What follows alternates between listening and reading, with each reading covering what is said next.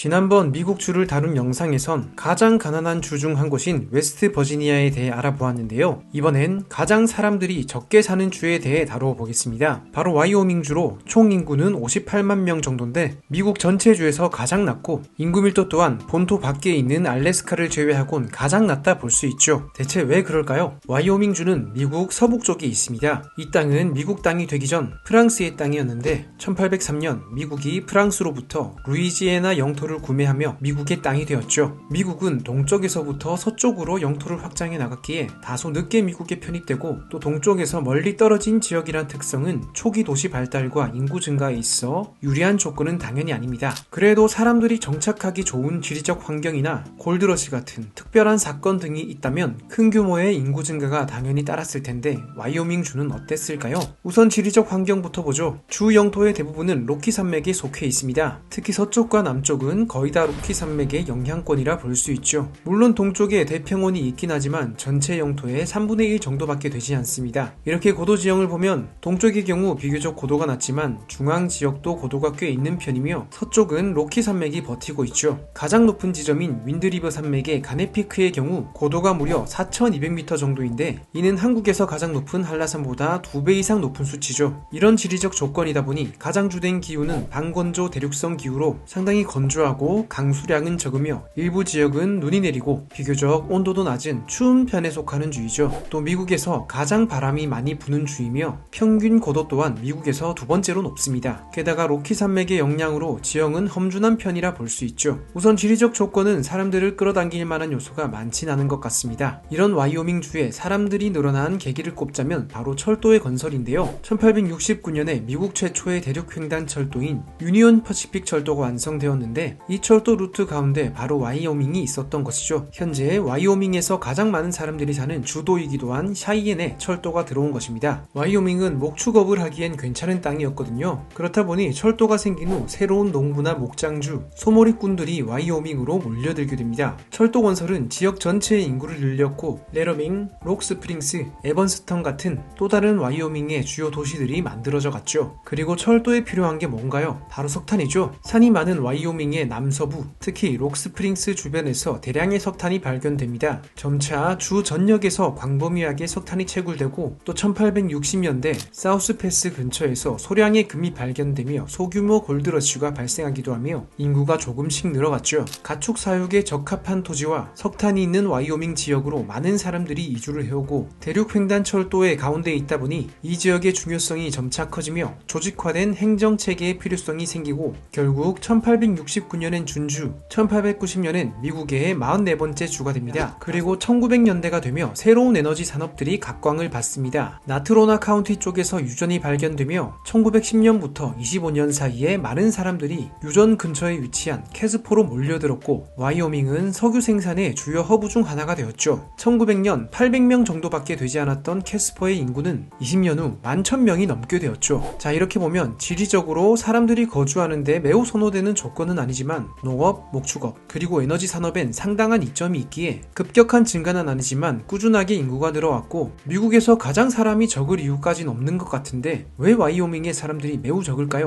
그 이유는 지금까지 말씀드린 이 주요 산업의 형태가 현재까지도 크게 바뀌지 않고 이어지고 있기 때문입니다. 농업과 목축업, 석탄 산업에 1900년대엔 석유, 천연가스까지 개발되었지만 여전히 이 산업들에 대한 의존도가 높고 유의미한 산업의 다각화는 이루어내지 못했다는 것입니다. 특히 이렇게 에너지 산업에 치중된 구조는 외부적 요인에 의한 리스크에도 취약할 수밖에 없는데요. 예를 들면 1920년대 후반 대공황이 오고 석유 가격이 하락하자 석유 산업도 쇠퇴하게 되고 많은 사람들이 다른 곳으로 일자리를 찾아 떠나게 된 것도 한 예죠. 물론 2차 세계대전으로 석탄과 석유에 대한 수요가 급증하며 와이오밍 에너지 산업이 다시 한번 활기를 찾긴 했지만 장기적으로 봤을 땐 인구 증가를 위해선 다른 산업의 개발이 필요했는데 그러질 못했던 거죠. 또 얼마 전 웨스트 버지니아주 영상에서 말씀드린 것처럼 석탄 산업에서의 일자리도 시간이 지나며 당연히 줄어들 수밖에 없는 것이고요. 또 안 그래도 와이오밍은 개발하기에 유리한 평지의 비율이 적은데 연방정부가 전체 토지의 거의 절반 정도를 소유하고 있거든요. 이는 미국 전체 주에서도 8번째로 높은 수치로 그만큼 민간에서 활용할 수 있는 토지의 면적은 줄어드는 것입니다. 이런 지리적 환경에 따라 산업을 다각화시키는데 한계점이 있는 것도 맞지만 또 주변 다른 주들의 영향을 받았기 때문이기도 하죠. 예를 들면 보면 바로 아래 콜로라도 주의 경우 1800년대 파이크스피크 골드러시로 많은 사람들이 모여들었고, 마찬가지로 로키 산맥이 있긴 하나 광대한 대평원을 가지고 있다 보니 인프라 구축이나 산업 다각화에 보다 유리한 지리적 조건을 가지고 있습니다. 또 주 위치 자체가 미국 서부 중앙에 있다 보니 미국의 동서남북을 연결할 수 있는 교통이 발달한 덴버와 같은 주요 도시들이 발전해갔고, 2차 세계대전 시기엔 이곳에 여러 미국 연방정부 기관들과 공군기지가 들어오고, 전쟁 후에도 여러 정부, 군사시설들이 콜로라도로 들어왔습니다. 빠르게 번창한 콜로라도는 인구, 교통, 경제, 인프라 등 여러가지 좋은 환경이 뒷받침되다 보니 산업 다각화도 성공적으로 이루었고, 기본적으로는 와이오밍과 비슷한 형태의 산업 구조였지만 1950년대가 되었을 땐 제조업이 주요 산업이 되어 있었죠. 그리고 현재는 가공, 기계, 화학, 서비스, 항공, 우주 산업까지 다양한 산업들이 활성화된 주가 되어 있습니다. 이렇게 근거리에 산업 다각화에 성공한 주가 있다 보니 이미 산업 생태계가 구축된 이곳으로 더 많은 기업들이 들어오고, 그에 따라 다양한 일자리가 늘어가다 보니 사람들도 콜로라도로 모여갔지만 와이오밍은 그러지 못했고, 반작용으로 산업 다각화가 더 힘들게 되었죠. 게다가 사람이 적다 보니 문화시설이나 인프라도 적습니다. 단적으로 나타내는 수치가 있는데, 한국보다 2배 이상 큰 이 주 전체에 에스컬레이터는 단 2개, 대학교는 한 곳입니다. 에스컬레이터의 경우 백화점 같은 곳에 있는 게 아니라 석유도시 캐스퍼에 위치한 은행 2곳에 있는 게 다인 것이죠. 그만큼 문화, 쇼핑, 오락 같은 경험할 수 있는 시설이 적다는 것입니다. 이렇게 산업도 일자리도 문화시설도 한정적이다 보니 외부 유입이 그만큼 적을 수밖에 없습니다. 그렇다면 와이오밍주는 왜 변하지 않고 비슷한 형태를 계속 유지해오고 있는 것일까요? 주 정부와 사람들은 변화를 원치 않을까요? 상당히 미묘한 게, 당연히 더 나은 일자리와 다각화된 산업과 도시가 발전되길 바라는 마음들은 있지만, 또 한편으론 현재의 모습에서 크게 바뀌는 것에 대한 거부감이 있는 정서도 상당한 것 같습니다. 정치적 성향을 보면 좋을 텐데, 와이오밍은 미국에서도 가장 보수적인 주로 꼽히죠. 당연히 공화당을 강력하게 지지하는 주입니다. 오랫동안 비슷한 사회 구조가 지속되어 온 주에서 미국에서도 가장 보수적인 정치 성향을 가지고 있고, 복잡한 도시보단 여유로운 공간과 조용하고 아름다운 자연을 즐겨온 와이오밍의 상당수의 사람들은 앞으로도 크게 변화하기보단 비슷하게 전통을 중시하는 사람들과 함께 계속 이 주에 살아가길 바라는 성향도 있다는 것입니다. 이를 잘 나타내는 한 와이오밍 거주자의 말이 있었는데, 그것은 와이오밍 경제 발전의 가장 큰 결과는 블루스테이트, 즉 민주당 지지 세력으로부터 피할 수 있는 안식처를 만든 것이라고 표현한 것인데요. 이런 보수적이고 자유와 전통을 중시하는 사람들은 집단적으로 많은 세금을 내고 그 돈으로 인프라를 개발하는 것을 크게 원하지 않는 경향이 다소 많다 볼 수 있죠.